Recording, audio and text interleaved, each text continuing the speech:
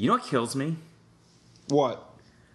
There was a PPTQ at Alex's store last week, and I just didn't know. That seems like something you should know because you always win there. No, actually, that's a different story. The Uncommons.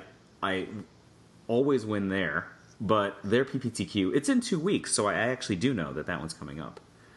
Oh, okay. Well, then you got the right one to miss then. Yeah, except for in 2 weeks is the day after Christmas, and my parents are going to be in town, so 0% chance I'm playing in that one. No, I mean, you have a wife, you have kids. There are all these things that could entertain your parents. Let me tell you about the buffer required in this soup that you've described.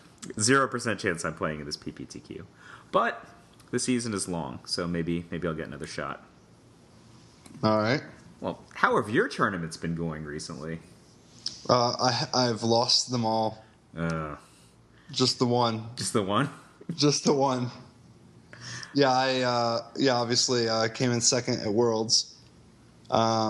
This time losing to Shahar. But I guess everybody loses to Shahar in the finals of Worlds these days. Yeah, this kid is a 2-time world champion now in 2 tries. Yeah, that's pretty good. That's one for the history books right there. It's like history's getting rewritten every single time, though. There's always exciting things happening these days. This is a really dynamic time for Magic, I think. Oh yeah, I could not agree more. But the tournament was an absolute blast. I am happy to be back in the United States. I am a little jet lagged out of my mind, but it was a successful outing in many regards. Did not take away the blue ribbon though, so it's not a total success by any means. You still got something to strive for next year, then. 361 days until the next World Championships. So how do you qualify for that? You're not auto-qualified because you were in the finals, right? Like Shahar is qualified, though. Correct. Shahar is the only auto-qualified person besides Ari Lax. So Ari Lax for winning the last PT, and now Shahar. But winning a PT is old hat for you now. Yeah, well, there's 3 more to win this season. But I also have 20 pro points. So I've got a reasonable jump on a pro point slot for this year. Do you recall what this seller was for bottom of the at-large Pro Tour players? I don't recall what it actually was, but I recall everyone thinking that it was going to be 50. Wow, 50 for the bottom? 50 or 51, something like that. Jesus. Which is funny because Platinum's 48. So, like, there's this 3-point gap of the people who get Platinum but don't get in. Wow. Should have played one more Grand Prix, right? So is this, like, are you going to be invigorated to play in Grand Prix for this? Or what's the I'm really busy. It's hard to find the time. I'm going to play. I actually do have a Grand Prix coming up, though, that I'm going to play, and I'm gonna make myself go to a Grand Prix. I mean, you almost top 8 at the last one, so it wasn't. Yeah, I mean, it's not an issue of not succeeding in them. It's just it takes a lot. I mean, I'm working 80 hours a week, and there's a lot of time involved, and there's so many things going on, like making this podcast and Next Level Magic being back in print. Well, 2015 edition.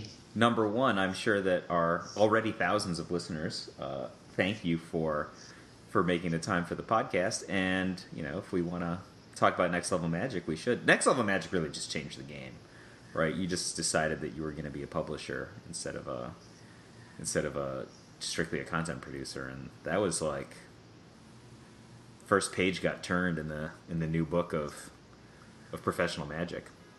Well, what I know is that I've been trying for a long time to be able to help anybody who wants help in terms of being able to play the game more and at a higher level. And the amount of feedback I still receive, you know, all this time later, from people thanking me, you know, on their way to qualifying for the Pro Tour, or actually this past week at the World Cup, which was going on at the same time as the World Championships.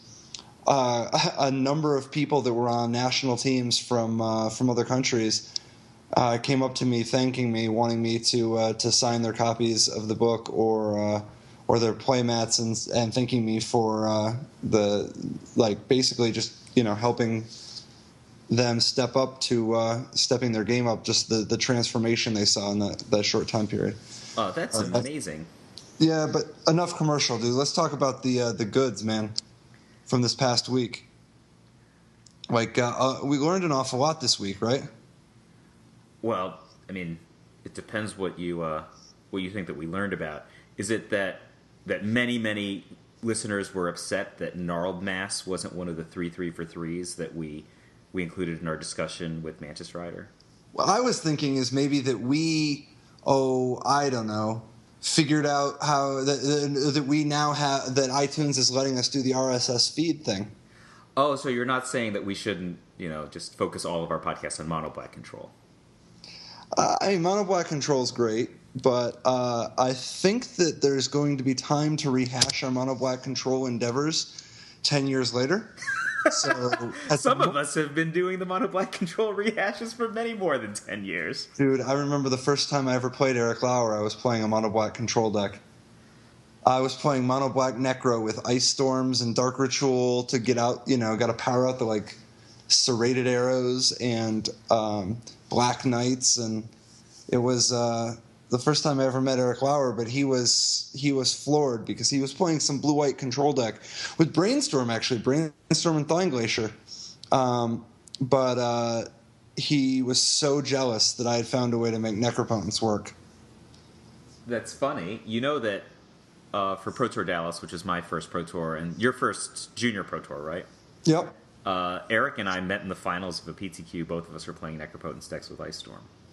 So, not with Ice Storm, with Icequake. Icequake, yeah. Yeah. So, Eric's deck was metagamed against mine. He had Snow-Covered Swamp Walk, and I had Snow-Covered Swamps.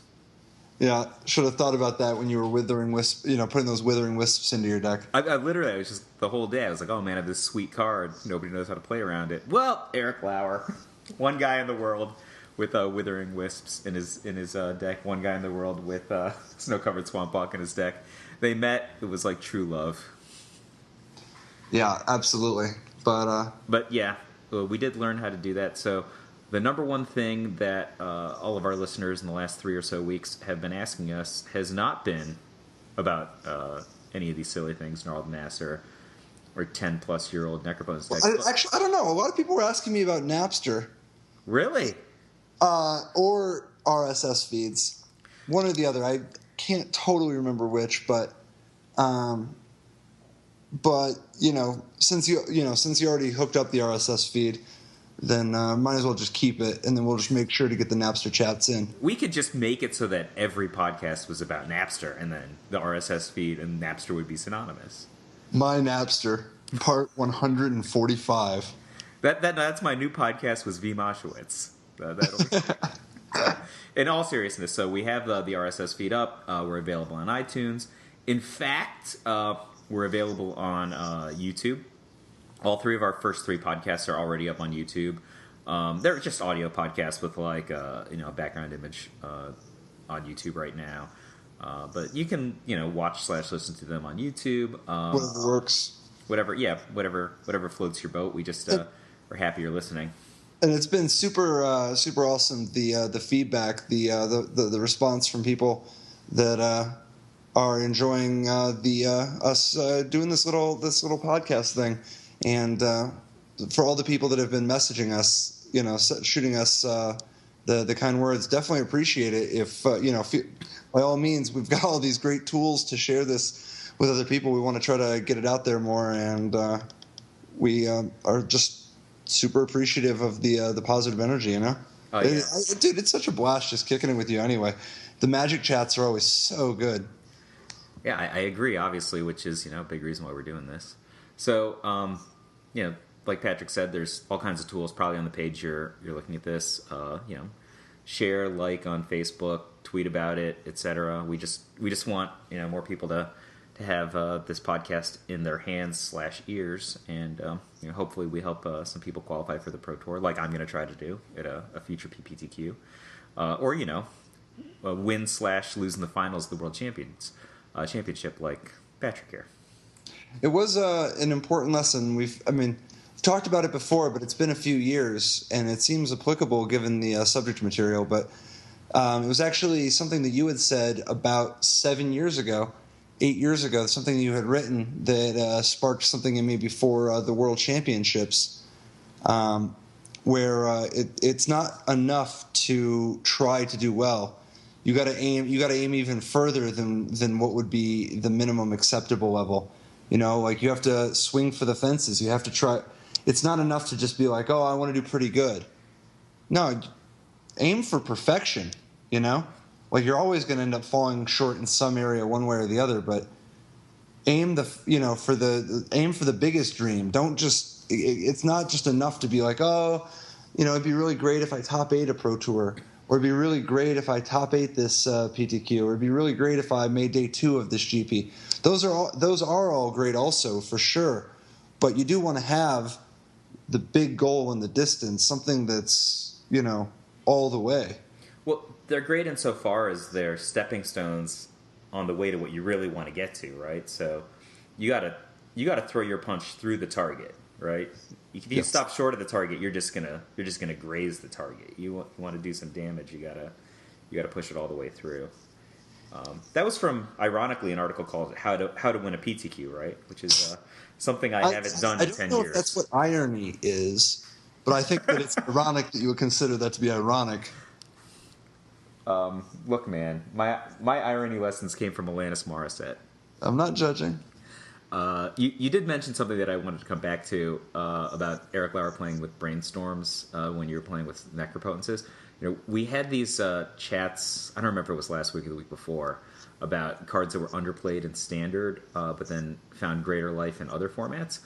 And Kai freaking Buddha, we generally think of him as one of the 2 best players of all time, outs himself as an early adopter of top-level podcasts and engages in a chat with us about Brainstorm being underplayed or not early on, and he thought it was not underplayed. He thought it was overplayed. But hold on. Here's the thing.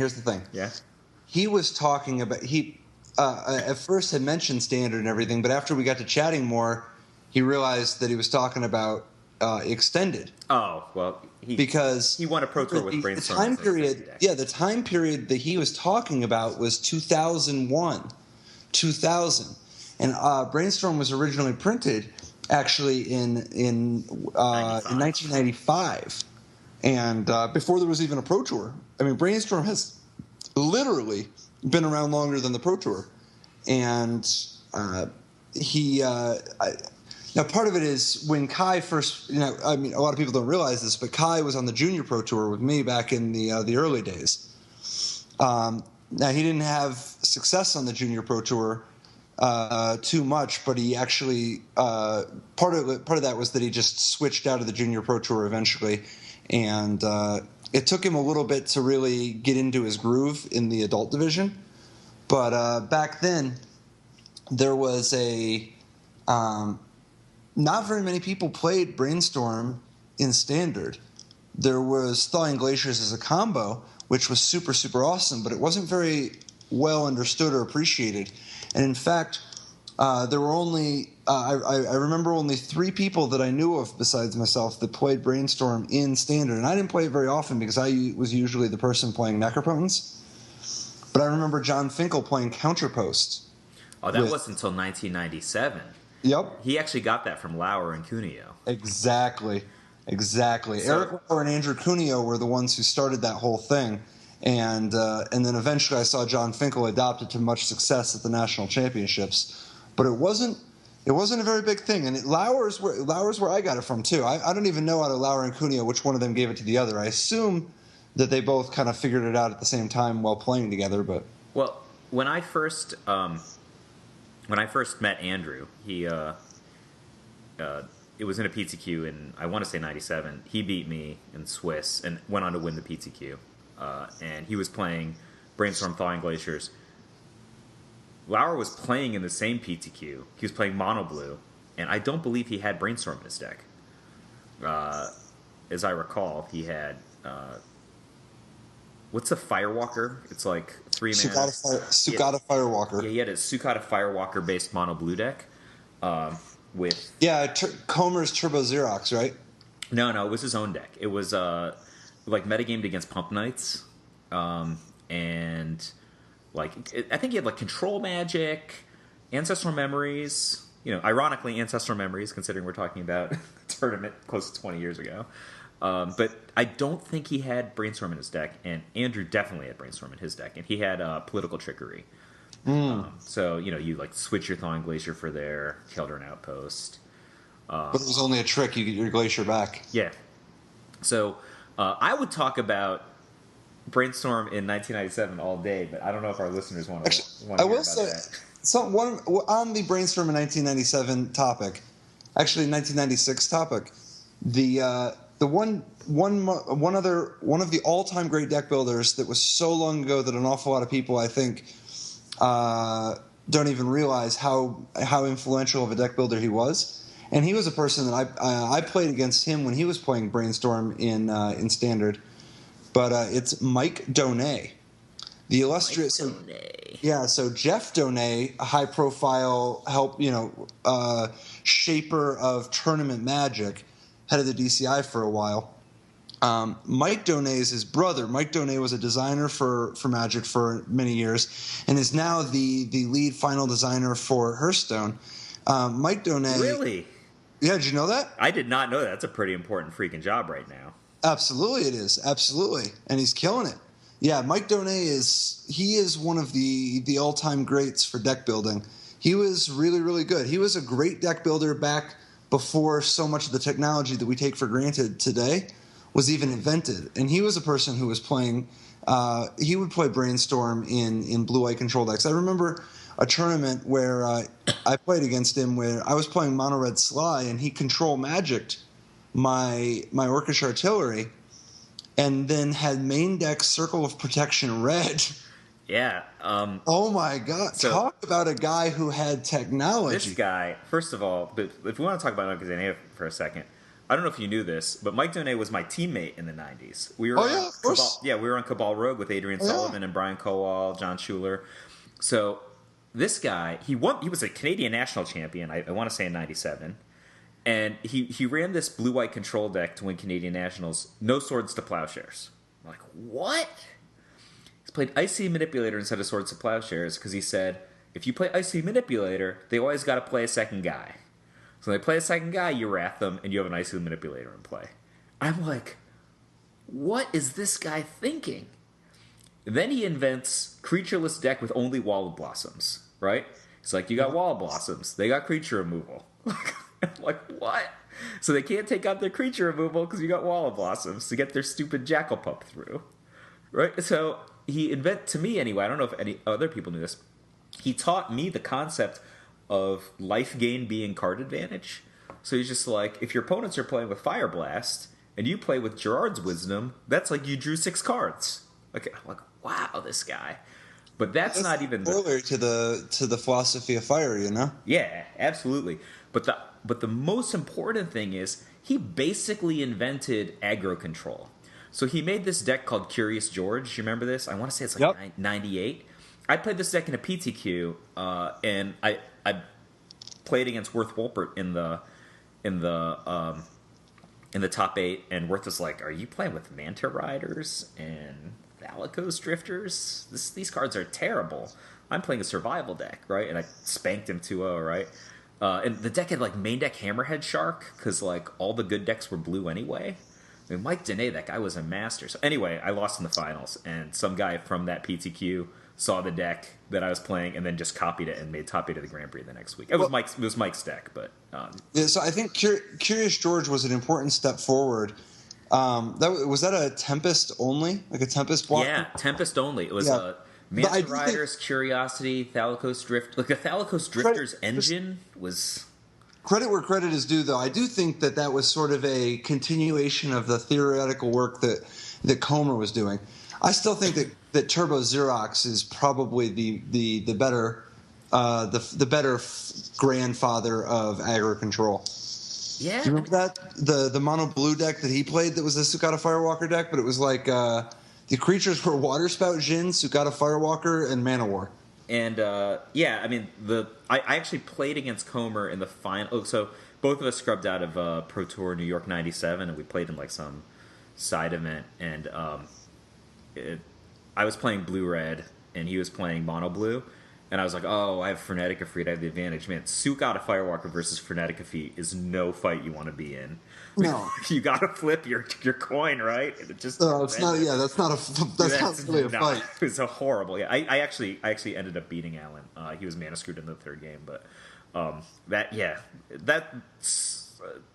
Xerox is one of the most important decks of all time. But I actually think it's just a blue control deck. I don't think it's aggro control personally. It top ends, it's got real counter spells and real like 4 and 5 casting cost threats. I think that it just cheats on mana. I think that's its big shtick. But this is a next level deck building discussion we could spend an hour on. Yeah, let's on the topic of cheating on mana and instead just using blue cards to draw a bunch of cards. Wait. That's going to be the eventual song. I just wanted to cram 2 ideas in. Two, quick. I'm excited for that. Okay. I know this is a good podcast. This is good topics. So I actually just wanted to say some cards that I thought of from Standard from 2 or 3 weeks ago that weren't really played in Standard, but were but actually have found substantial life in larger formats. I was thinking Mangar of Corondor is one. Nobody played it in Standard ever. And Sarah Avenger. I'm the only person who ever played it in Standard. Yeah, it wasn't great in Standard. No, it was. Lightning Helix was concurrent with it, so Brian Cole made that deck that had it. I won New York States with it, but no one ever played it, I think. But now it's played very heavily in Death and Taxes. Both of those cards are played in Death and Taxes. It has such a good interaction with the Aether Vial. Okay, real topic. That's the reason why. Real topic. Cheating on mana, blue cards. Patrick Jabin, go. Go. You want me to just dance for you like the monkey that I am? All right, I'll ask some questions. Well, Patrick, what did you choose to play in the modern portion of the World Championship? Good question, Flores. Since I just wanted to win, I played the deck that's obviously freaking broken. There's a legacy deck that you can play. In fact, it's the best legacy deck. It's also the best legacy deck. Yeah, it's the best legacy deck. Yet, bizarrely, it's legal in Modern, and for some reason in Modern...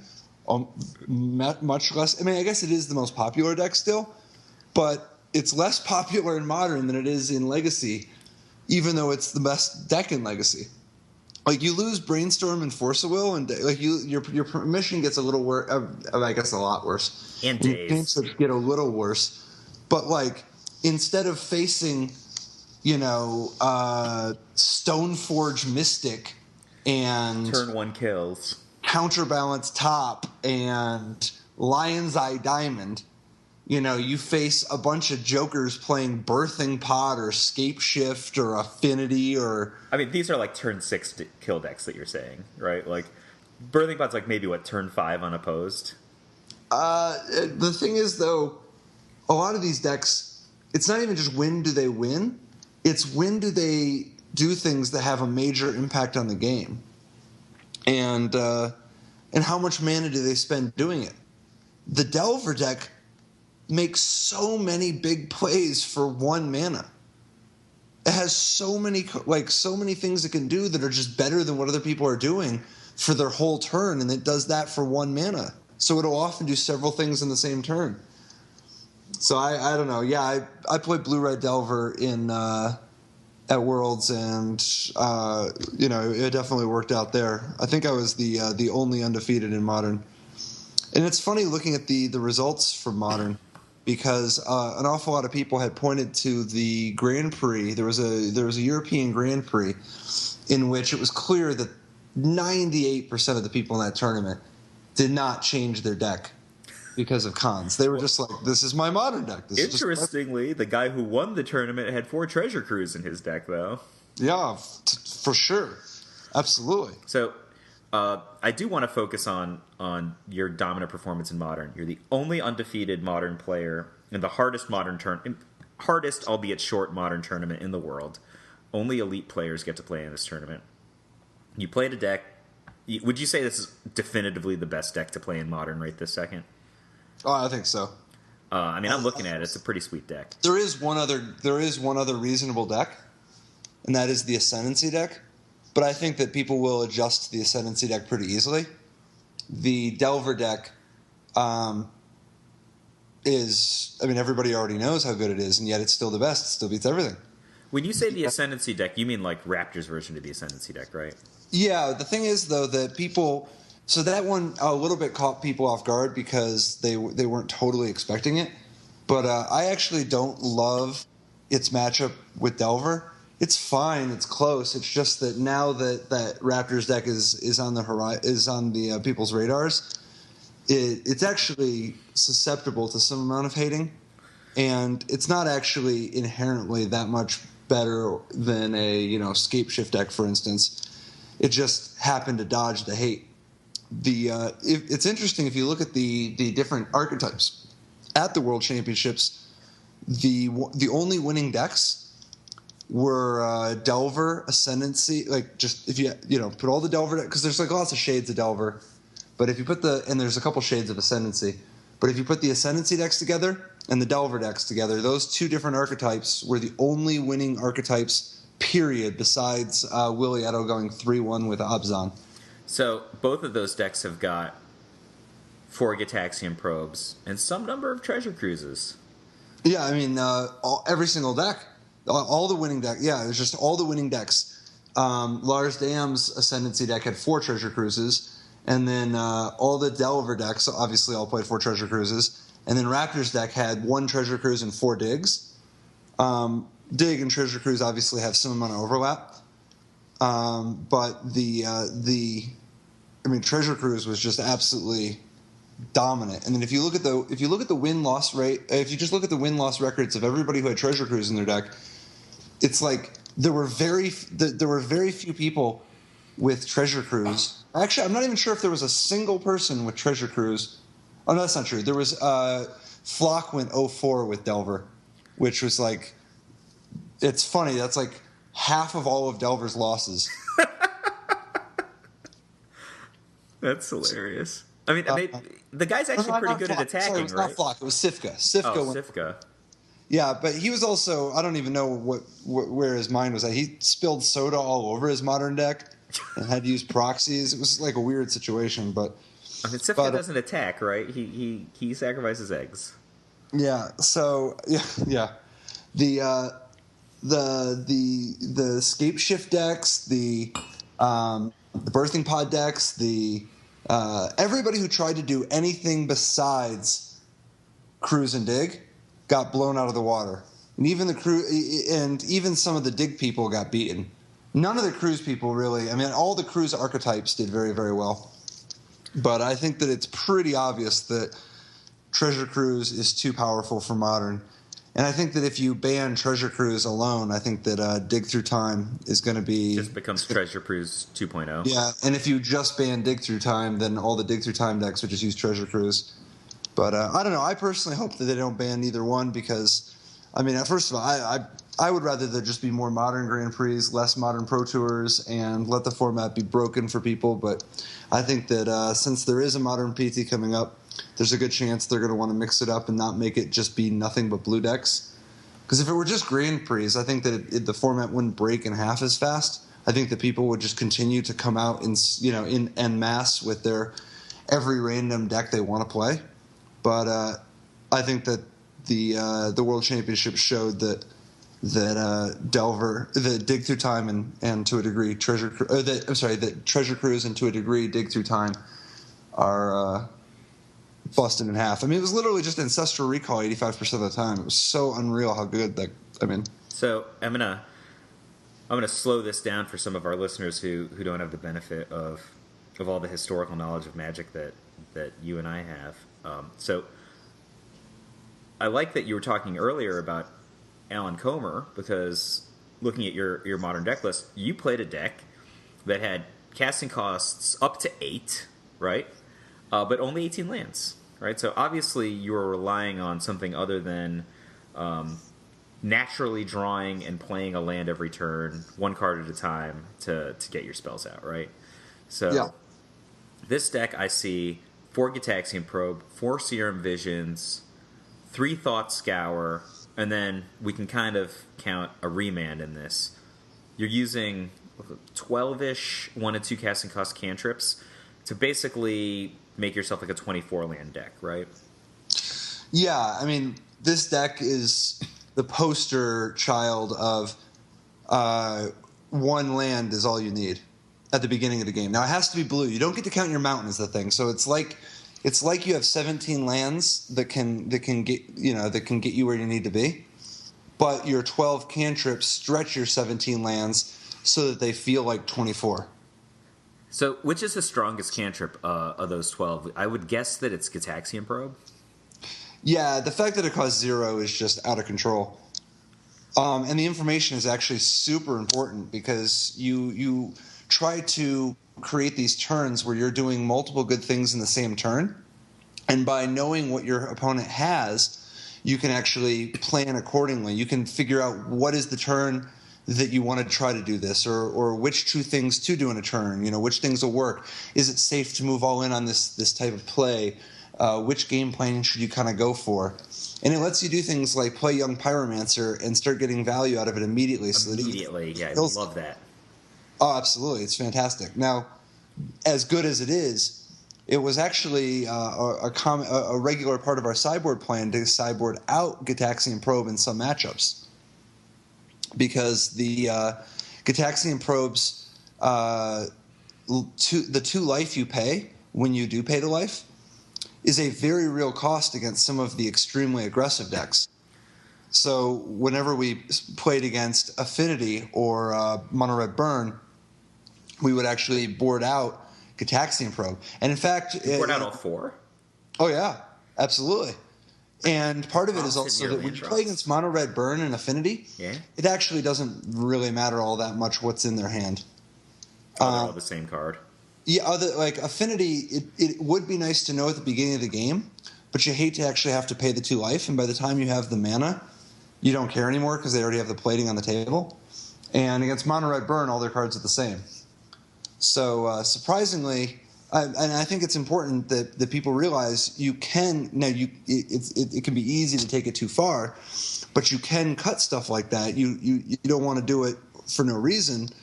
But Gitaxian Probe in particular is one that, because you plan on paying the life so often, it does have a cost against very aggressive decks. Now, Serum Visions is the best for fixing your mana. The amount of selection it gives you is just absolutely fantastic. And it lets you set up the top of your library to make sure that your Delvers hit in a timely manner. Because like one of the common plays is to go turn 1 Delver, turn 2 Serum Visions to make sure you hit. Although, let's be serious, we always hit. That's how you go XO. First turn Delver, second turn attack for 3. I do think that playing only 3 Thought Scours is probably wrong. You should probably just play 4, because Thought Scour to set up a Treasure Cruise is just so powerful of an interaction. It's like a cantrip Dark Ritual. Like you're getting, like, the Thought Scour is a card itself for the Treasure Cruise, and it mills 2 more cards. So it's like you're taking 3 mana off the cost of your Treasure Cruise.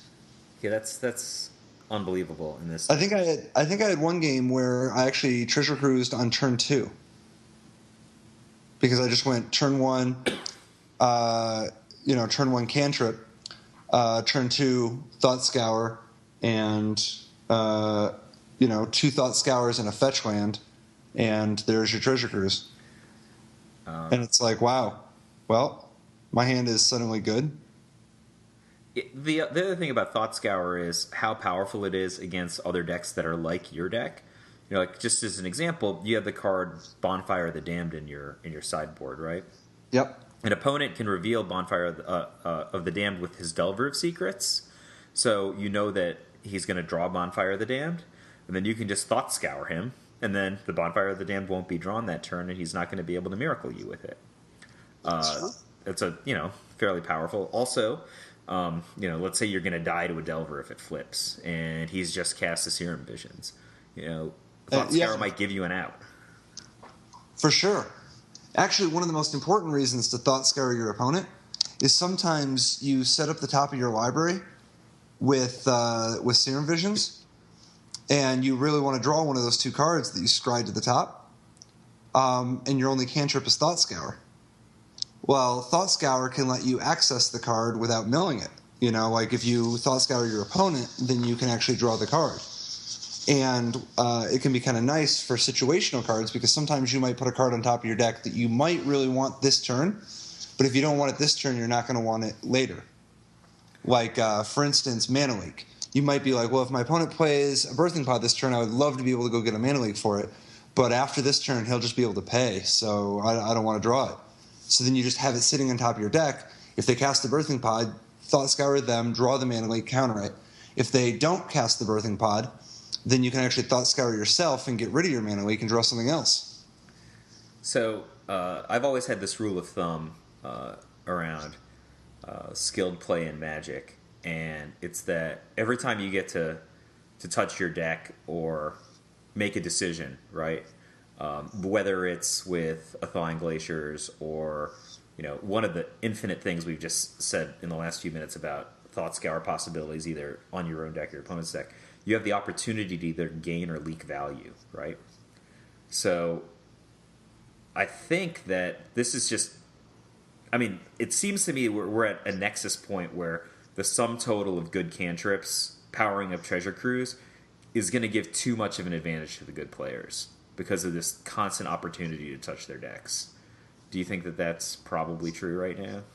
I don't know. I don't know if too much advantage to the good players is really the problem, because I think that Magic has a lot of variance in it, and I think that it's okay for it to be pretty skill testing. I think that the issue is if the games end up being either unfun or too repetitive, and I don't think that Treasure Cruise leads to that many turn 3 kills.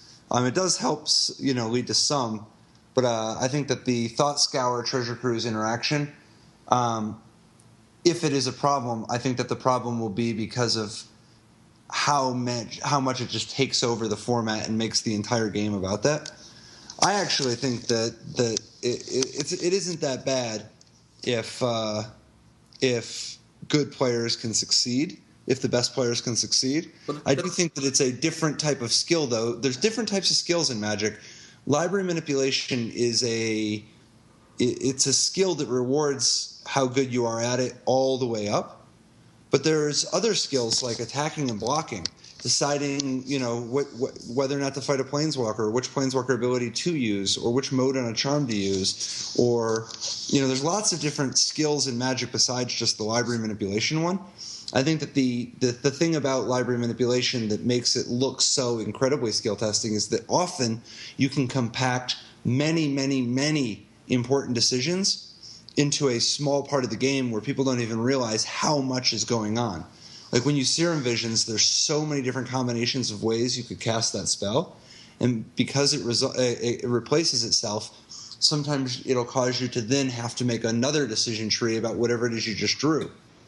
And all these little decisions add up. Like Standard has quite a bit of Scry 1 going on, but it doesn't all snowball together. Well, the Scry 1 in Standard isn't usually paired with...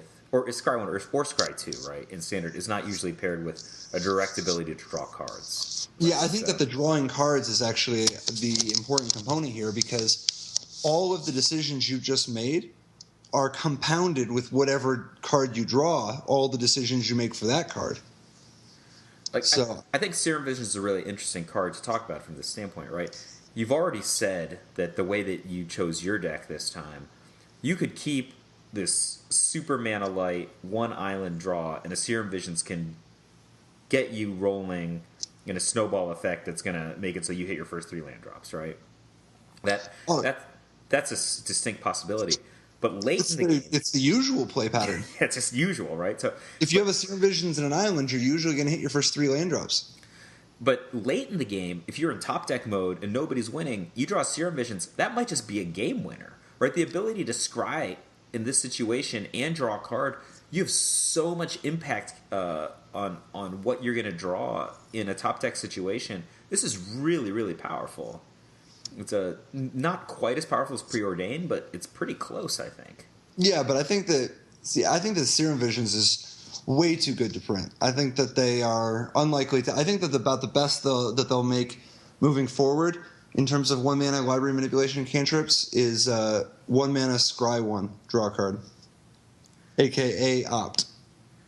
I think that's about the ceiling of what they should be doing in the near future, because I think that those library manipulation cards snowball together so rapidly. So you think that this combination of cards in Modern is distinctly different from, let's say, Standard in 2011, when Preordain was powering out second turn Lotus Cobra or Stoneforge Mystic into Jace the Mind Sculptor.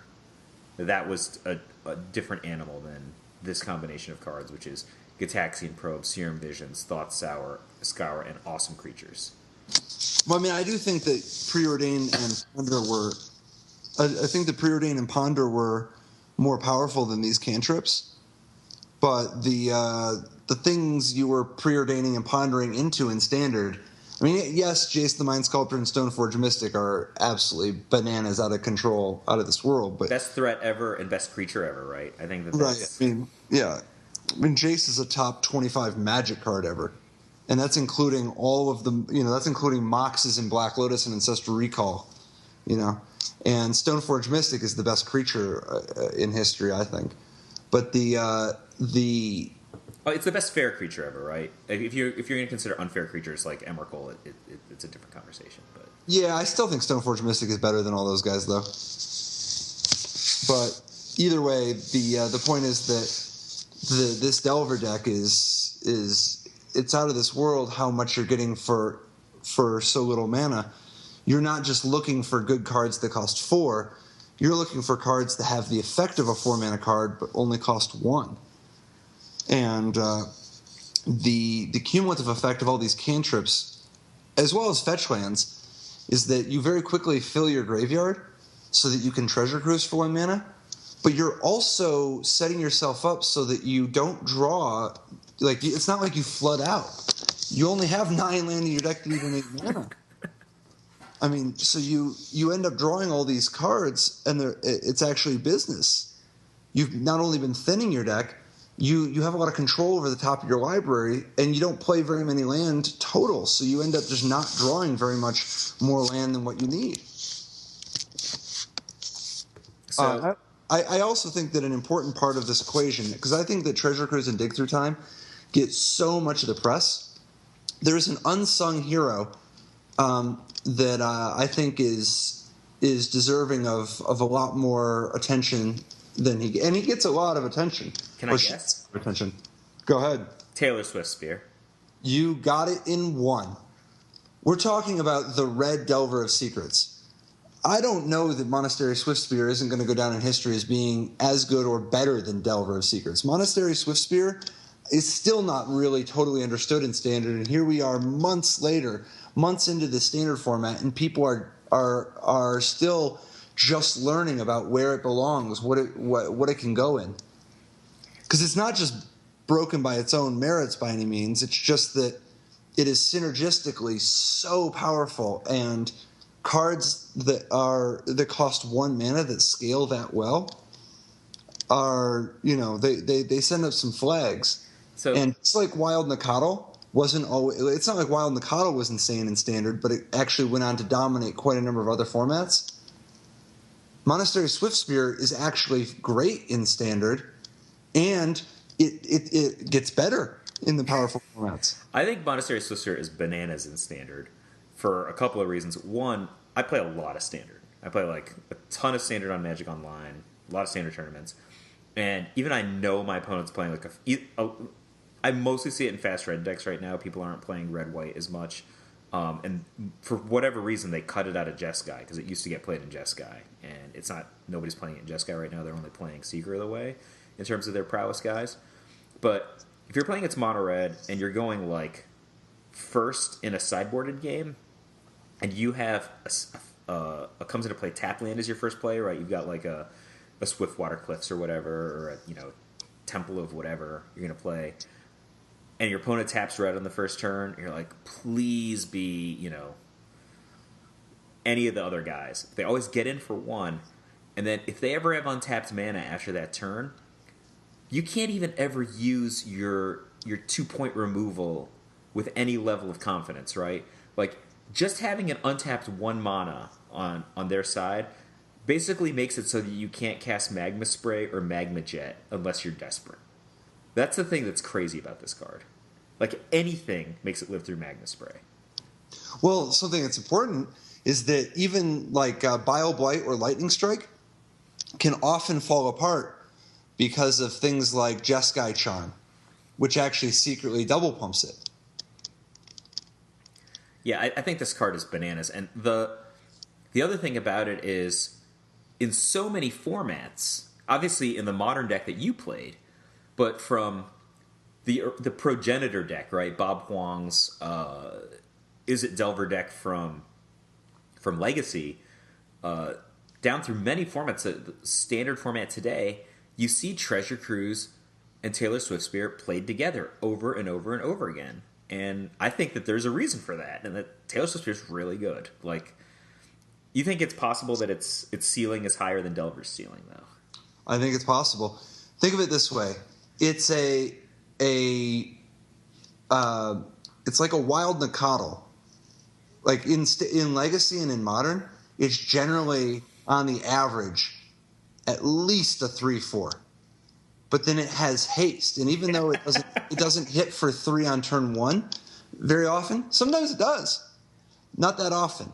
But even though it doesn't hit for 3 that often on turn 1, you often get the full value out of the haste because you'll play it on turn 3. Also Thought Scour yourself and Treasure Cruise and hit your opponent for 3 that turn. It's crazy that you get a bigger, better Wild Nicodle for 1 mana that instead of forcing you to play with basic Mountain and basic Plains in your deck, all it asks you to do is play with spells. It's like, oh, do I have to? You want me to play with spells that cost 1 or 0? Please, twist my arm. Yeah, that card's... So many of the cards you played are awesome, right? Some of them are not awesome; they're just fine cards. But like, so many of these cards are spectacular. I actually, unless you had something specific you want to say, I want to run through some of the spells you played. Is that all right?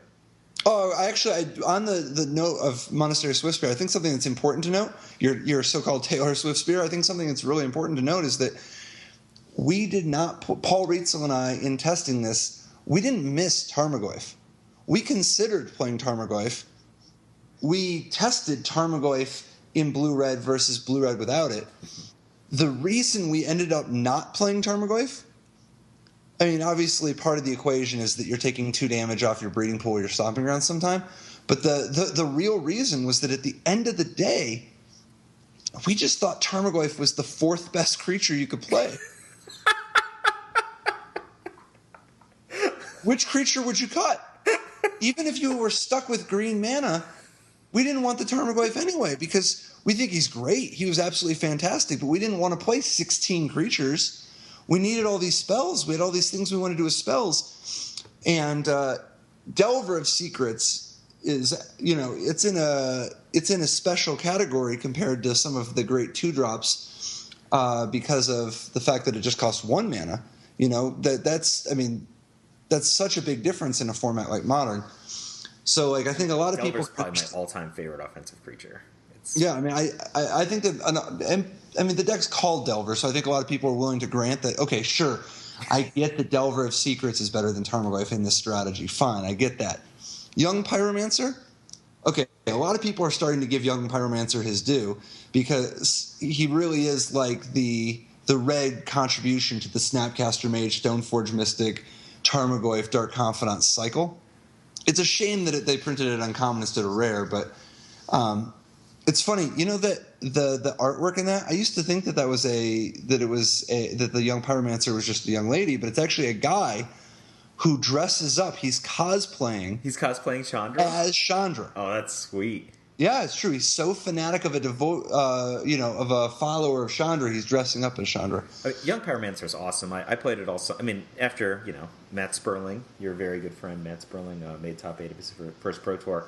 I just played Matt's deck in Standard after that. Young Pyromancer is absurd in Standard. Absurd with the card Stoke the Flames. Obviously, more than good enough to play in Modern and Legacy. Oh, the card just takes over games in Modern. It's the backup plan. It's like, how do you beat this? Well, sometimes you just have Young Pyromancer and you make like 7 guys. It's so incredibly powerful of an impact on the game for a 2-drop. It's such a mind-blowing card. So the point is that we thought that Young Pyromancer was a better 2-drop than Tarmogoyf for us with all the spells that we're casting. And Tarmogoyf doesn't even get through Young Pyromancer, right? You got like a 5/6 Tarmogoyf and he's bouncing off a Young Pyromancer all day. Oh yeah, wins the head-to-head by a lot. So okay, people could get that. But then Monastery Swiftspear, there were some people that that want to cut Monastery Swiftspear for Tarmogoyf, and we were like, in our experience, we were finding that that Monastery Swiftspear was basically a Tarmogoyf with haste for 1 mana instead of 2. So Chris Bakula, who last year, etc., he was just super successful in Legacy Opens, Star City Games Legacy Opens, playing Temur Delver. He got beat up by Bob Huang's deck one too many times, so he switched his Temur Delver deck, and he still played Temur, but he basically played Bob Huang's deck, but cut Monastery Swiftspear. I don't know if you're going to like this, for Deathrite Shaman. So, Deathrite Shaman is a crazy Magic card too. I mean, Deathrite Shaman is top 5 creatures in the history of Magic and banned in Modern. It's so good. So I think you can be forgiven for putting Deathrite Shaman in your Legacy deck. Well, in place of Monastery Swiftspear, though. Yeah, it's hard. Monastery Swiftspear is pretty unbelievable, but Deathrite Shaman is not bad either. So let's talk about the choices of the singular performance of Patrick Chapin in the Modern portion of the 2014 World Championship. So did you just basically make this deck yourself based on Bob Huang's Legacy deck, or was it somebody's blue-red Delver deck from Modern that you use as a shell? No. We didn't even. First of all, Paul Rietzel and I made the deck together, and actually the fine-tuning points at the end were him. But the initial shell was just me sketching what are all the cards that I would want to play. It wasn't even based on the Legacy decks too much, but it kind of naturally went down the same path. And we definitely referenced them later to get ideas. But it was just sort of what are the cantrips that we can play? What are the burn spells we can play? Or what are the tempo plays we can make? What are the counter spells we can play? And we just experimented with some stuff. I sketched some initial lists. He started playing them in queues and ended up tuning the list, and that's how we arrived at the final numbers. We basically had figured out there's 52 cards that you really want to play, and then there's like 8 cards left over, and that's where you get a lot of the random cards in the deck. You just sort of are like, well, there's only 52 cards that are A+, so then you just kind of pepper to taste with whatever you think seems like it'd be awesome. Like one Snapcaster Mage. I love it. In retrospect, we should have used 2 Snapcaster Mages. We didn't realize at the time that you can actually Snapcaster Mage a Treasure Cruise for 1 mana. Oh, really? Yeah, I they did not changed realize the rules. that either. Yeah, well, that's because you didn't used to be able to delve off of Flashback that same way. But they changed the rules, I think, when Khans of Tarkir came out. I could be mistaken on the timing of when they changed the rules, but it turns out, and I learned this actually in my match against Sean McLaren in the Pro Tour. I'm playing Sean at I think it's like 4-0, maybe 5-0, I don't know, something like that. Sometime deep into day 1. Sean just busts that out, and I wanted to call a judge just to clarify because I remember it being exactly the opposite of that. But sure enough, they had changed those rules, and it's funny because I ended up using that trick later in that match, and I Snapcaster Maged 5 times, drawing my entire library. I actually had to stop drawing cards because I only had 3 or 4 cards left in my library. But I. How did you Snapcaster Mage so many times? Well, I just cast Treasure Cruise 4 times. I'm sorry. You Treasure Cruise 5 times, right? I cast Treasure Cruise 5 times, the 5th time being the Snapcaster. Got it. But if we had known that you could Snapcaster Mage Treasure Cruise so easily, we would have played 2 copies at least. And I think just in the next Modern GP, I'm planning on playing at least 2 Snapcaster Mages because of that interaction. I think Legacy players just don't know this because I used to play Blue-Red Delver before it was cool, with Treasure Cruise, and Snapcaster Mage was a 4 of because you could price a progress with it. I see no reason why you wouldn't play like 4 Snapcaster Mage, 4 Treasure Cruise, And then not just Thought Scour, but also Mental Note, just to set this up and always be delving. That's only 3 mana. Maybe. It's hard, though, because Brainstorm and Ponder and Preordain are so much better than Thought Scour and Mental Note in the abstract. So there is some amount of tension. I definitely agree with Brainstorm, obviously. But I think that, given the context, that Thought Scour and Mental Note can gain a lot, right? No, they definitely can. I'm going to have to think about this. So, yeah. Anyway, so Snapcaster Mage seems awesome. Love it. Thought Scour we talked about already. Should have been 4, right? Yeah. Although minutes before the tournament, I had considered, and the night before the tournament, I was considering cutting the Miser's Izzet charm that Paul was so fond of. He swore by it and said that we should definitely play it. It's not the end of the world. If I want to play the Thought Scour instead, obviously that's not going to be that bad because, it's not even clear that it could possibly be right to only play 3 Thought Scour anyway. But in retrospect, I am glad that I trusted his instincts on that and went with the 1 Izzet charm because it was just dynamite for me all week. It was all day. It was Thought Scour when you wanted Thought Scour, and it was Spell Pierce when you wanted Spell Pierce, and it was Magma Spray when you wanted Magma all Spray. of the modes to great effect. I killed Goblin Guide with it. I dug to answers with it. I filled my Treasure Cruise requirements with it. I countered game-winning spell. I countered Cryptic Command with it. I was doing all sorts of things with the, and the flexibility was an overperformer. It surprised me. So 1 Mana Leak, you happy, you sad, elsewise? It was okay. It's not. I mean, Mana Leak is definitely a card on the chopping block. It's one of the worst cards, and I board it out a lot. I could definitely imagine playing 0 Mana Leaks, but it was good for me. Electrolyze has to be the worst card, though, right?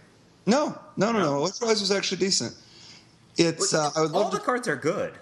Yeah. No, Mana Leak is worse than Electrolyze. Part of what makes Electrolyze so good right now is that there's some real high value targets like Young Pyromancer, and the ability to gain what is often a 3-for-1. It's great. It's much appreciated. And this part of the reason why I use Fork Bolt is that splitting up damage right now is being able to split up damage between 2 targets like that is pretty valuable in Modern. Oh yeah, especially you and others are all going to be playing Young Pyromancer. I would often want, I think that it's totally defensible in some future world where you don't have so many broken blue Delve cards to go back to playing 3 or 4 Electrolyzes. I think Electrolyze is just really good in Modern right now. It's so good against Birthing Pod decks, and it's so good against Young Pyromancer. And it's nice that against Control that it still draws you a card. And it actually, surprisingly, can be very effective against people with Scavenging Ooze or Liliana.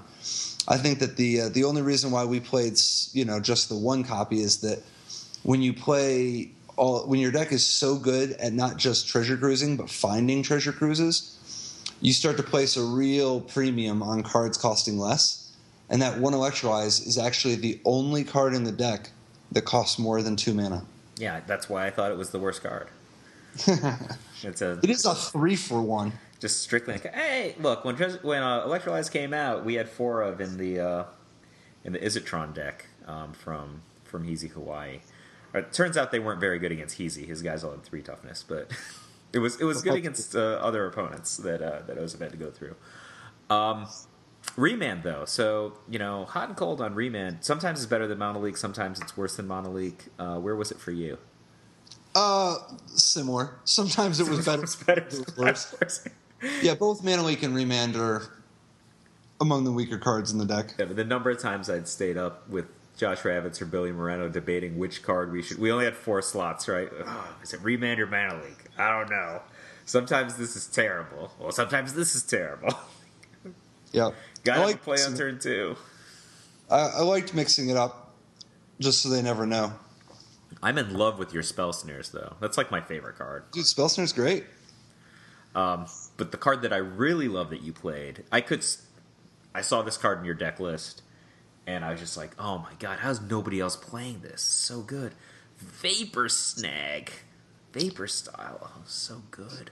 Dude, Vapor Snag was so good for us, and it will be even better once we have the second Snapcaster mate. That's exactly what I was thinking. Like, Snapcaster Mage Vapor Snag has some precedent to it. I played against Yamamoto in the modern portion.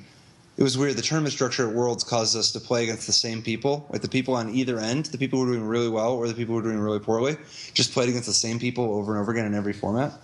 But anyway, I played against Yamamoto. One of the 4 times was in Modern, and he was playing Teamer Delver. And as you might imagine, his deck was very, very similar to Ritzel and I's, but with 4 Tarmogoyfs. Well, he also took less cantrips. Way more damage to himself over the course of a game, right? Like, that's got to be a huge advantage for you.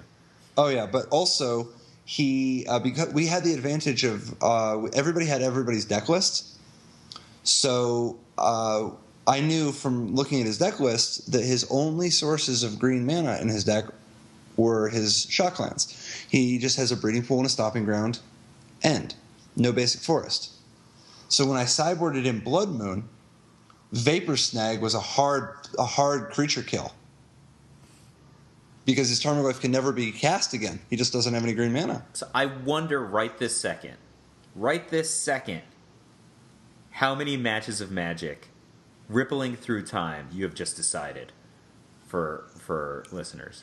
That's a kind of piece of technology that people just, it's not necessarily intuitive for them, right? But you're like, well, Vapor Snag is now, Doomblade take 1 for 1 mana. It was like Plow, but instead of gaining life, they lose 1. So just to reiterate this, Patrick is saying if your opponent doesn't have basic forests, you play Blood Moon, then bounce cards like Vapor Snag against cards like Tarmogoyf. Tarmogoyf's never coming back, right? Because the Blood Moon's preventing them from ever getting a green. This is almost like Weissman 1995, right? This is how you get the lockdown on somebody using Blood Moon in an atypical way.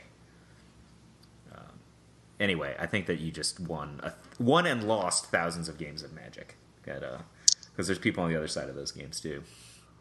I think that the play of being able to lock out, because it's not just against Delver either by any stretch of the imagination. That's an important thing to note, by the way.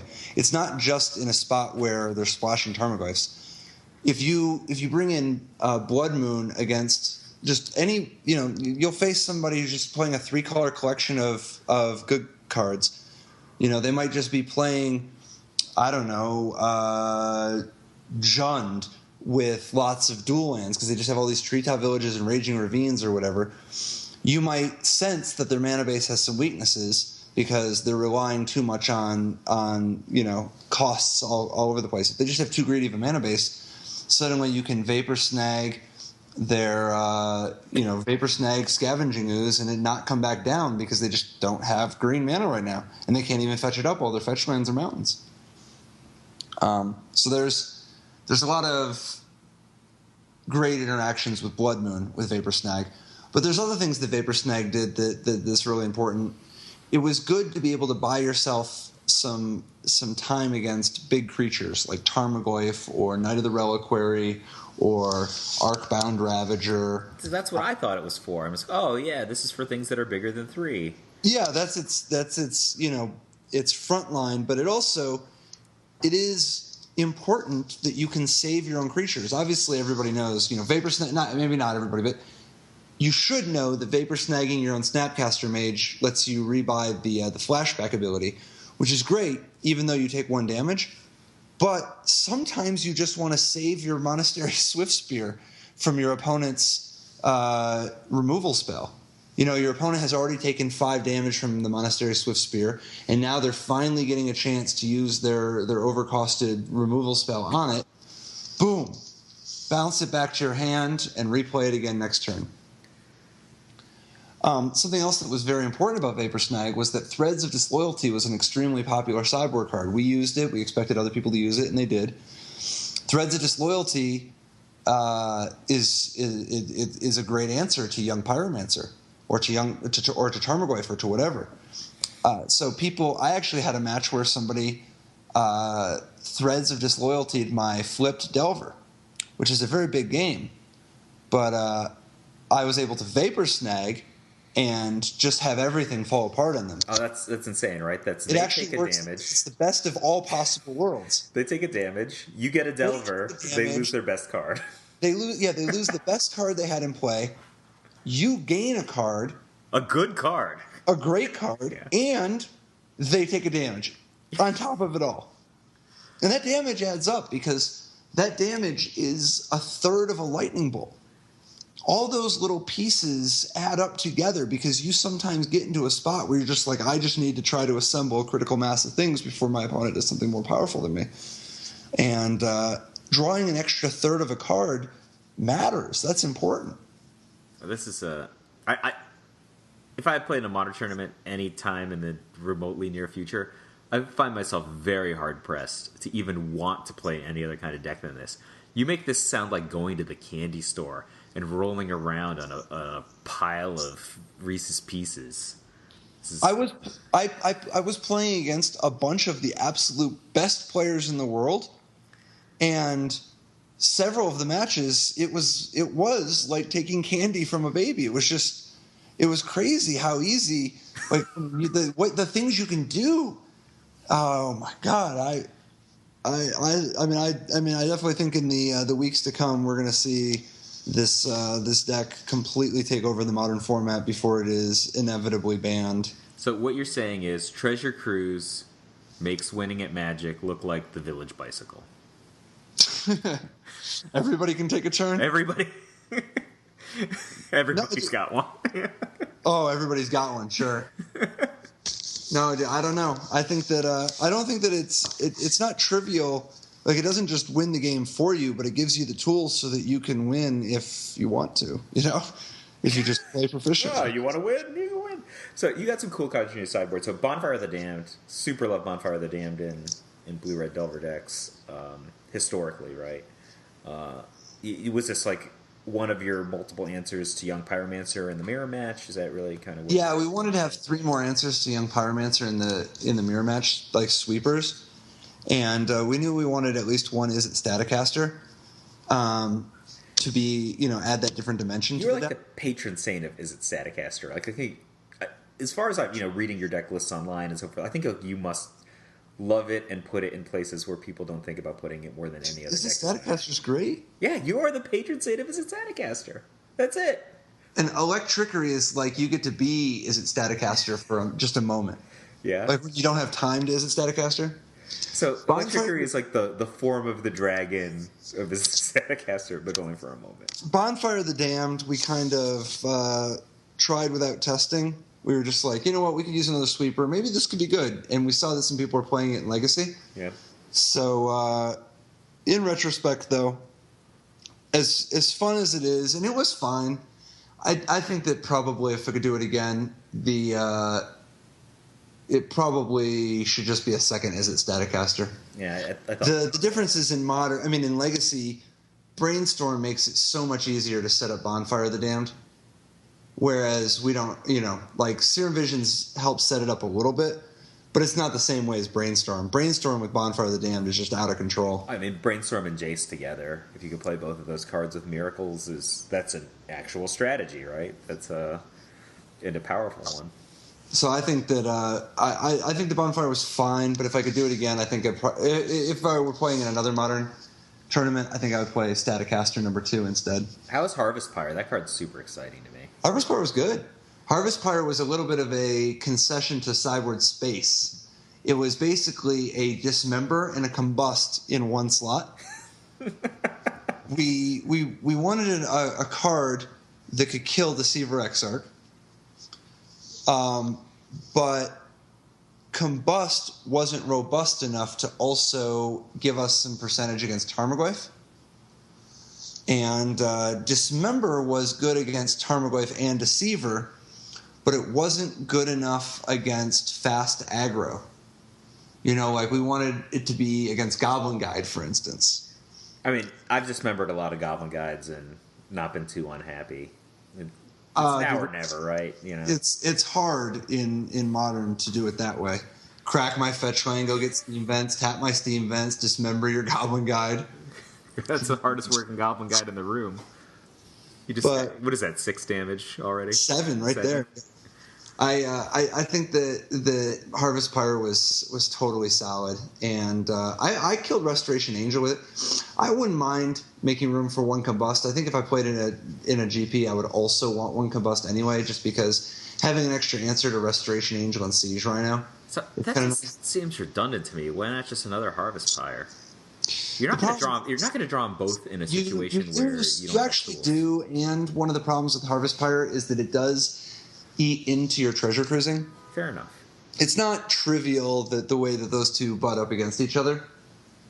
So I think that Harvest Pyre was good. Would recommend. All right, so I know at the beginning of this podcast you're like enough commercial, but you have sold me on the Church of Blue Red Delver. If somebody comes to my door with like a pamphlet, it's like, hey, do you want to donate to our church? I'd be like, yes. Give me all the Scalding Tarns. This is super exciting. And I think not to play Blue Red Delver, even though everybody saw how strong of a deck it is, it's still, I think not to play it is crazy. It's just negligent right now. I think it's reasonable to play some variation. I don't know if it's worth all the damage you take, because I think that that might put you like you have to do a lot to make up for taking a extra damage each game from Shocklands. But I could imagine it being reasonable to splash a color or mix it up a little bit in that regards. But I think that the core engine, the core 52 cards or whatever, it's lunacy not to play. Like I think that the deck is just broken beyond belief, and I hope they don't ban it, because I think that if they did not ban it, a fair number of people would not play it, and I would have edge over all of those people. But at the Modern Pro Tour coming up, yeah. But I think that the most realistic scenario is that we'll find this deck banned in January. Prior so to the have fun while it lasts, because for the time being, you can just play the best deck in Legacy in Modern. So we've been going over an hour already, but I did want to touch on a similar deck from Standard, because one of the reasons that I wanted to talk about Treasure Cruise in this podcast is this is a card that's made the tour, right? So starts off in Legacy. You've just been one of a number of players to show how good it is in Modern. The most exemplary of exemplars. But it just top 8'd Grand Prix San Antonio in the hands of Gareth I think is his name, and he was playing a Taylor Swift Spear, Swiftwater Cliffs, Treasure Cruise deck. Have you seen this deck? Yeah. So it kind of has just a mid-range aggro red deck, right? So it's not as aggro as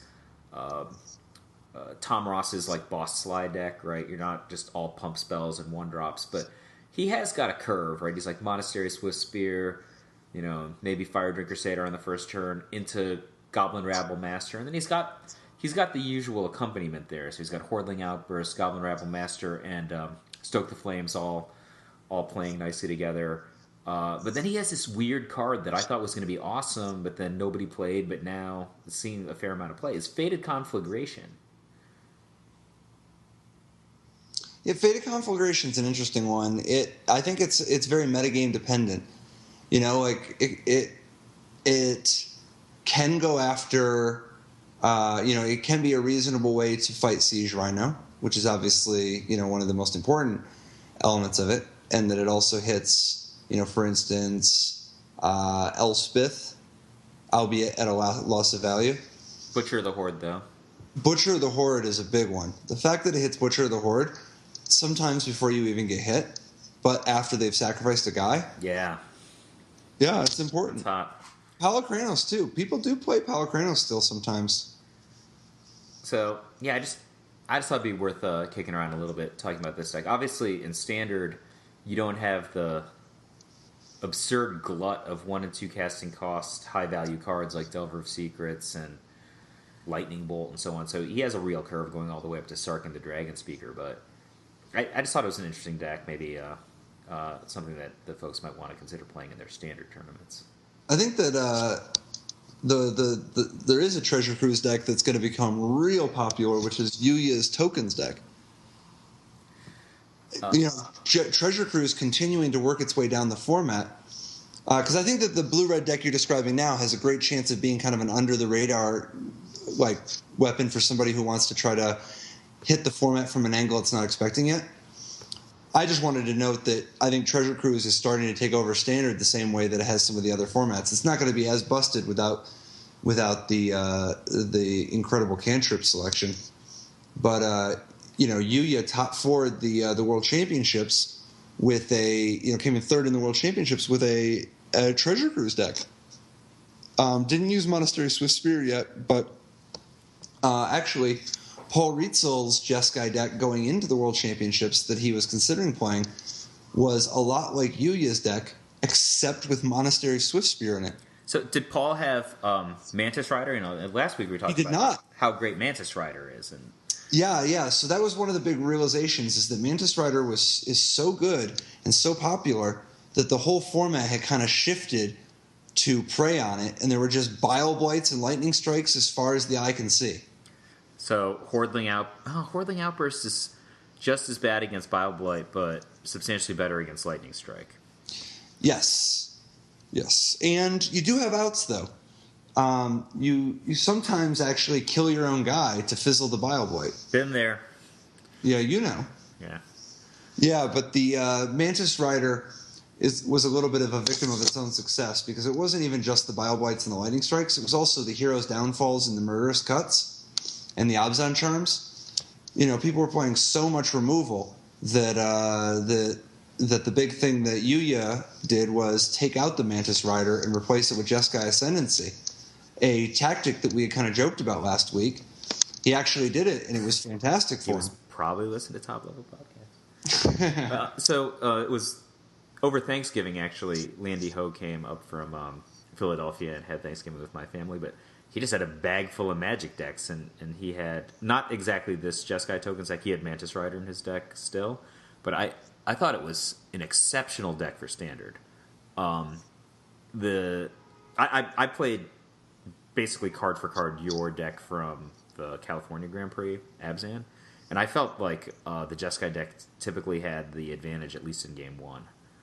I got on the wrong side of Jeskai Ascendancy many, many times. Yeah, in my testing for potentially having to face Yuya in the finals, one of the things we found is that, Abzan is a clear favorite over traditional Jeskai. Yuya's Jeskai Ascendancy Tokens version, the kind of direction he went with it, it actually made the matchup a lot tougher. And I think that I was actually slightly behind because of not having access to Drown in Sorrow. And that moving forward, I would highly recommend people make room for 2 Drown in Sorrows in their Abzan decks. In sideboard? In the sideboard, yeah. The situation I found myself in quite often was, even if I had the cards to recover, right? I think I lost a game where I drew 3 Siege Rhinos even. And they would just get a quick burst of damage with Jeskai Ascendancy, Stoke the Flames, and Jeskai Charm or something. And you just take 14 damage in one turn. It's so hard to stabilize. I found it to be an exceptional deck, and I think that Yuya's deck's probably even better than the version from 3 weeks ago. Yeah, I definitely think that one's going to catch on and be quite popular. I think that it's important to attack Jeskai Ascendancy specifically. Yuya's deck is so good whenever it has a Jeskai's Ascendancy, and it's mediocre without it. Surprisingly vulnerable to having, its Ascendancy Thought Seized or Erase. I think moving forward, I would replace the other end of my sideboard with an Erase. Being able to, and the one Glare of Heresy that we played, it was great being able to Glare of Heresy the Ascendancy, because often the way that Yuya's deck will play out is he'll put out the Ascendancy, and then next turn things are going to go crazy. Those 3 tokens he had sitting in play out of nowhere are hitting for 15. I mean, it's absurd. Even the games that are just second turn Seeker of the Way, third turn Jeskai Ascendancy, I felt like this is just horrible for me. Oh yeah, you got to kill his stuff on site. Yeah, it's just he went first. Your second land came into play tapped. You're like, all right, we got to keep this one. It's like, attack. Like, this is you got to stabilize quickly from there. So, you fully recovered from your trip to France. You Not even remotely. So I'll tell you what. Like I've been having a great time. I think the listeners are going to be mad at me for doing this, but why don't I let you give into some jet lag and we'll call it a week. All right, but we got to put in a double next week. All right, you heard it here first. Patrick Chapin putting in a double next week. Congratulations on the second place of the World Championship. Still gives you something to strive for. We were all pulling for you. Every single one of them was chanting "Down with Reed Duke" last week, and it worked. I'm Michael Flores. I'm Patrick Chapin. But before we go, if I could, I really want to take just a moment and thank some of the people that helped me prepare for the World Championships here. My testing partner for this event, Paul Rietzel, and then the people who contributed ideas that helped shape the decks we ended up playing. Matt Sperling being first and foremost, going way above and beyond for somebody who wasn't even at the event. He did so much, and then Michael Jacob, Kai, Marco, and you honestly also, and Nali Rosh, all people that helped our playtesting, and it was super appreciated, the support network, because it can be really tough to test for 4 formats with 2 people. So against the best players in the world. Oh, I mean, it's good. It's also just hard to try all the different things you want to try and to know what all, which direction the format's going and which, what's going to be popular and what's the newest tech. I think you were spot on with Brumaz, Oh, cool. I'm glad it worked out for you. But anyway, also thank you to my mom, as always. Well, thank you to my mom. I'm going to see her in a few weeks. Yeah, absolutely. Tell her I said hi also. I will. I don't think my mom knows you. Dialing it back. I don't know. Have you ever met my mom? I've met your mom. Yeah, I'm not sure. I feel like I would remember, though. Yeah, my mom didn't go to a lot of Magic tournaments. She was just like, why are you playing those cards? My dad, giving me a lecture about reading comic books. But anyway, I'm still Michael Flores.